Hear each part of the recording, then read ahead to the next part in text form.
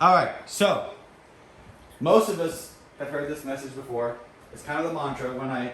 Someday when I die, this is probably going to be the message that I'm known for because it's been kind of my mantra. I think No? I know the message that you'll be known for, brother. Huh? Boy. A boy, Boy named Joe. boy named Joe. I like that one too. That's good. Persistent. Okay. Just like that line. Anyway, this was one of the first messages I ever actually wrote, and which was interesting because I wrote that like way before any of like I was in any of y'all's life at all, before I was at Connection Church, before anything, and I only preached it like once prior, and then since I've been here, I feel like I preached it every year because it really kind of sticks to and identifies with our group and our momentum and what we have and what we talk about. So the sermon is called Be Salt, and we're gonna get a little bit into that. But first, we have the iconic starter videos with no volume. I could hardly believe it when I heard the news today. You had to come and get it straight from you. So tell me all about it. Tell me about the plans you're making. Tell me what you've been going for. Tell me how I'm supposed to live without you. Sidekicks now have 25% less sodium than before. Not everyone's happy about it. That was so sad. Where was Pepper there to comfort? Exactly, I them? would say Pepper's chill. Living a life. This one's heartbreaking. he broke this up.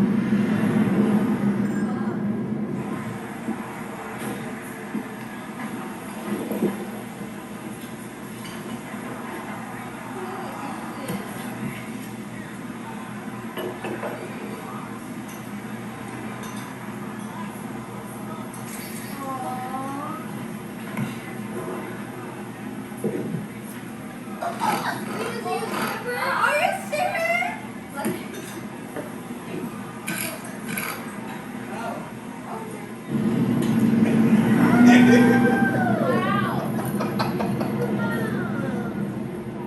I love it. Okay. That was a twist. Oh, literally a twist. Wow. But so, Be Salt. So, we obviously see Salty. That's actually his name, trademark Salty. That needs a shirt that says "Be salty" and then the verse on the back. I'm just Yeah. It's, Yeah. yeah, we are gonna have a merch shop. I feel like we'll that talk could be to a Uncle Jeremy about that one. thing. But Be Salt. Who all has heard this before? Just out of curiosity. I think I know. Just Oh, yeah, two and a half, two and Yeah. 3/4. I Okay. I believe he wrote his message. I have a terrible memory, so I don't It remember. could Tegan, be. did you raise your hand? Tegan, you've never heard this message. Where? They didn't Oh, give this His message. message, like his oh. specific message that he wrote. This one. No. Not the verse. So, Oh. salt. When we think of salt, what's some things we associate with salt? Obviously, we have Fries, salty, flavor. right? French fries. Seasoning. What are things? Heart problem. Heart problems. yeah, it can lead to that. I think of things like fries, like nachos, like chips. I think of ionic bonds and sodium and chlorine. Wow. Not gonna lie. Okay. Some, Yeah, like your bio. So you got some hot dogs, some all these things. So we have a lot of things that we think about salt. Salt is used, obviously, in a lot of things in our daily life, and salt has always, for a very, very long time, past or far beyond our general recorded history. Obviously, not beyond Genesis, but beyond when we had cookbooks and things like that, for sure. They always used salt from the ground for flavor. Jesus' time, far beyond Jesus' time, back in David's time. Pretty much as long as people have been eating more than just roasting a rabbit on a stick. Yeah. There has been salt to give flavor, to add to whatever the consumption is. So salt's always been around. It's always been useful, valuable.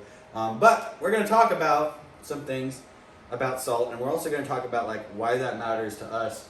What do we have to do with salt? The message is obviously be salt. Why are we supposed to be this thing that we put on French fries and nachos? Well, that's actually like a salt field, if you can call it a field, but that's where they're like actually taking the salt out of the ground, purifying it, processing it. It's pretty cool. Anyway, but Bible tells us in Matthew chapter 5, 13 through 14, this is actually Jesus talking in the scripture. You are the salt of the earth. But what good is salt is if it has lost its flavor? Can you make it salty again? It will be thrown out and trampled underfoot as it was worthless. You are the light of the world, like a city on a hill. So, clearly, Jesus himself said to us that we are the salt of the earth. So, in some way, shape, form, or fashion, we are clearly supposed to be salt because Jesus said it. So, that settles it. Now let's look into it and kind of find out why and what that means to us. Are you raising your hand or are you? No. Okay. Gotcha. So salt gives flavor, right? That's the easiest, simplest, first thing that we can put out there. Salt gives flavor. That's why we talk about salt being added to foods, because it gives lots of flavor, yes. You know? Note or pen? Just pen. So salt gives flavor.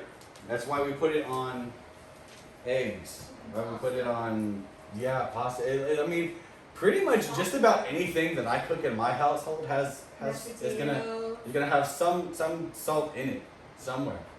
Like it flavors everything, and not just like its own specific flavor too. But if you're a chef and you get into cooking and stuff, like salt isn't just the fact that it gives its own flavor, but it also accentuates and enhances the other flavors around. Yes. I think salt is like in a lot of things because it's more of a preservative too. That is correct. And we'll talk about that a little bit. Yes. But yes, that is another reason why it's in a lot of things.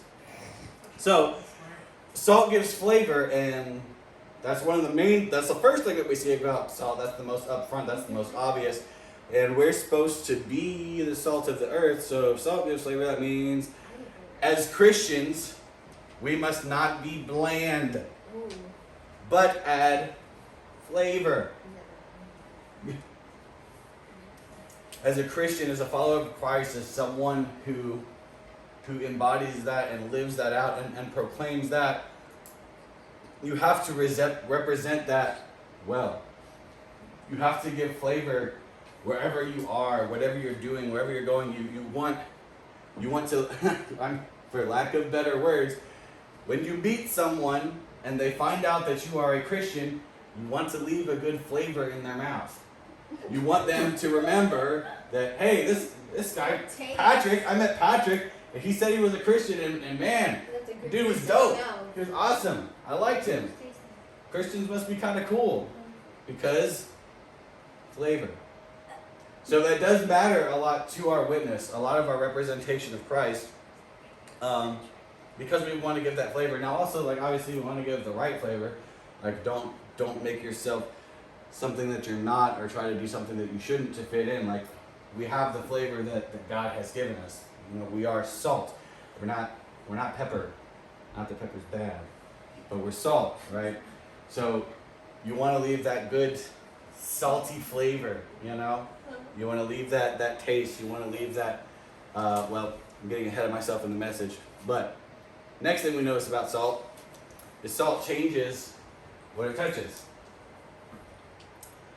No matter what you put salt in, it is changing what it's touching. As Patrick said too, it's probably where we'll go ahead and talk about preservatives. You know, whatever, when you put salt into things, when you add it into things, it can preserve, it can extend It can extend life. It can extend shelf life or fridge life or whatever life and make it last longer. It also obviously, like we said when we said adding flavor, that means it's changing the overall flavor of something. Eggs without salt do not taste the same as eggs with salt. A great example in Georgia, okay? Grits without salt do not taste the same as grits with salt. I never really had grits with or without. You're not missing much. It's But- not good. That's the thing though, grits are very bland, there's not much of a taste to them, so therefore when you add salt to the grits, it's a game changer, right? Completely changes what it touches. So it changes, it alters, even what kind of even like Marcia was saying that she thinks about when she sees salts, like even on a molecular level, like you're changing the actual structure and makeup and overall composition of things when you're adding salt to them, right? It actually legitimately, scientifically changes what it touches. And we're supposed to be salt, right? So, as Christians, we must change the environment that we're in. So not just are we supposed to add flavor, you know, give more of a taste, leave a good aftertaste, you know, if you will, but we're supposed to also change the environment, the way we live our lives, the way we represent ourselves, the way we carry ourselves should change the environment that we're in. If you go, you know, if you find yourself in an environment that just has this bad mood, or there's a depressed atmosphere, or an angry atmosphere, or something that you know is not right, something that's not of God, not of Jesus' will. You know, if you find yourself in that environment, you should be what changes that, by your life, by the way you live it, by the things that you say, by how you carry yourself, whether it's how you carry yourself as far as what you do, whether it's a demeanor, whether it's just the action, but by you having Christ and by living your life according to what He says, by living your goals according to what He has guided you, by holding to the principles that Scripture has laid out, by all those things in combination, not one singular one of them, but by all that in combination, living your life as a life that is dedicated to Christ will change whatever environment you walk into. Whether it makes it happier, whether it makes it kind of awkward, whatever it is, it's gonna change it. And you know, I've seen both, right? Because sometimes, like, we're not responsible for how the atmosphere changes, but we are responsible to change the atmosphere as far as being a Christian, as far as being called of God. In some scenarios, I've seen for myself, which is like the better one, you know, like you're in an environment of people that are depressed, that are sad, that are just downtrodden for whatever reason, and just me walking into the room, how I carry myself, and just talking to like one or two people, and all of a sudden, the atmosphere in the room started to lighten, and it started to almost visibly brighten up. Because I was walking in accordance with God's will, I was walking in accordance with His love. And I wasn't even saying anything like particularly profound, but I was just speaking in love, talking to people, you know, genuinely with care, with interest, and all of a sudden the entire environment that I was in started to change. And sometimes we're in some even like we find ourselves in some even trickier environments where we're still going to change it, and we still need to change it, but you know, it might make things like a little awkward, right? So like when you know, times, one time that I remember specifically when I was on a missions trip to New Orleans during Mardi Gras, we're in the French Quarter, which is basically like the witchcraft center of America, if you will. And this is during like Mardi Gras, and you know, a bunch of us walk into this area where a group of witches in the French Quarter were casting a spell, and you could feel the environment, the tenseness. You could feel the spirits looming and roaming around, and then all of a sudden, you know, we walked in there, and of course, this is a little bit of a different situation. We were there for a missions trip. We were there to minister. So I mean, we had been praying and seeking the Lord like for days before entering into this. So we were at that moment we were on point. Like we were in line with God, like probably as close as some of us have ever been. And we walked into that area, and all of a sudden, like the environment started to change, and you felt, and you could almost like hear just the spirits disperse, and all of a sudden people that were around started out of nowhere. We didn't say anything, we didn't do anything, we just walked into the area, and just people just turned and started looking, and like their eyes went from dark to light, and some people fell on the ground. It was crazy stuff. Do you But think they could have read my horoscope? what? Never mind. Okay, well, I have to circle back to that one.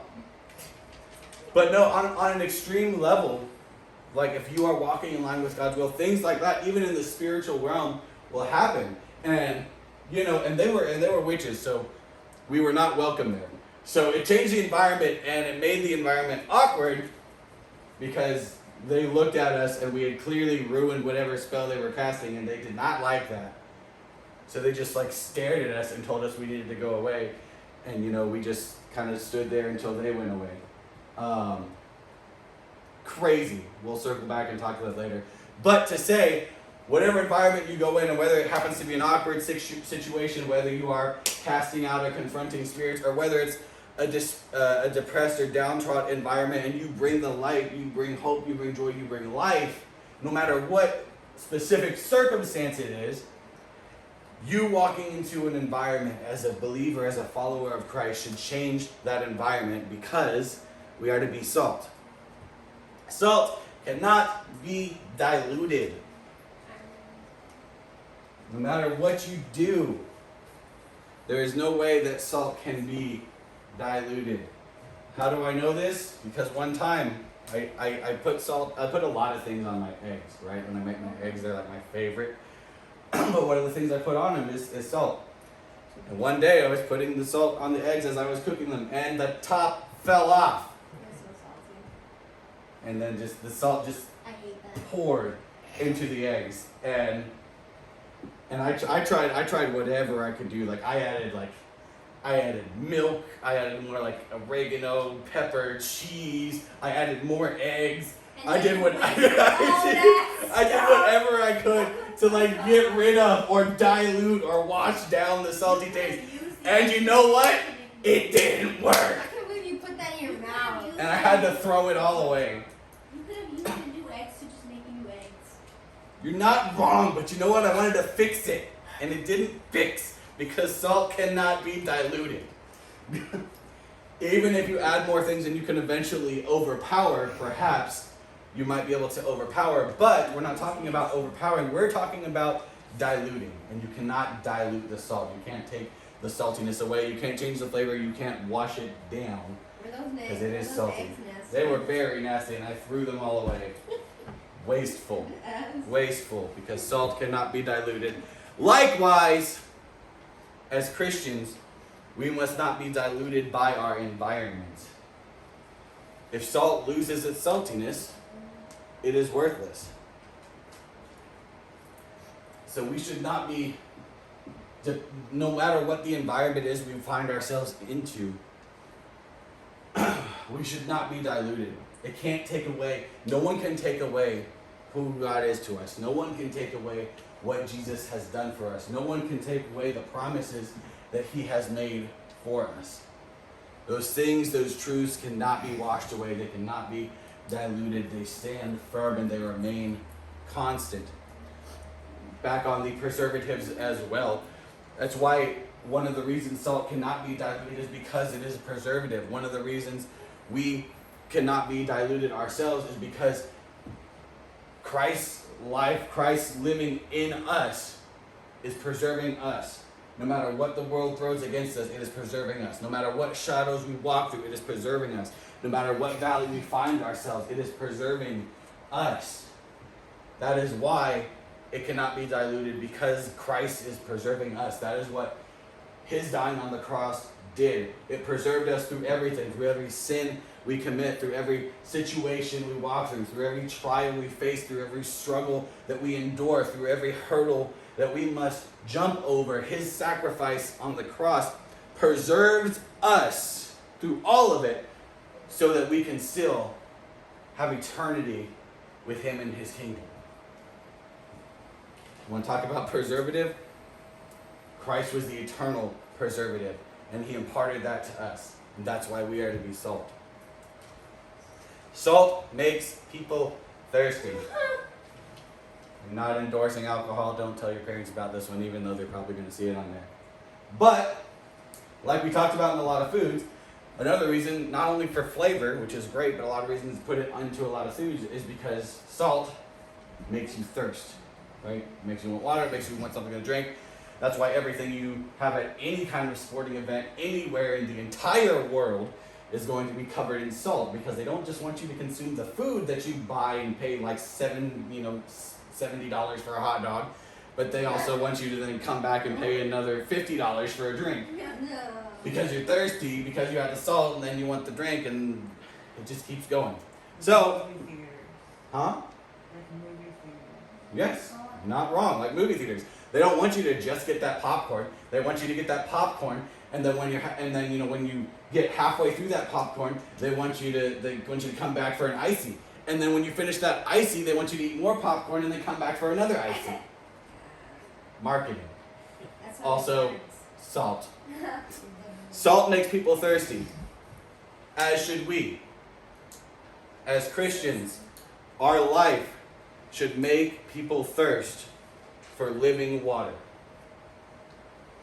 Right. Also, the shirt said get thirsty. No. So No. it's a continual concept. Whether you're talking about these things in the natural realm or whether you're talking about these things in the spiritual realm, they are consistent. Just like salt makes people thirsty for liquid, for water, for hydration.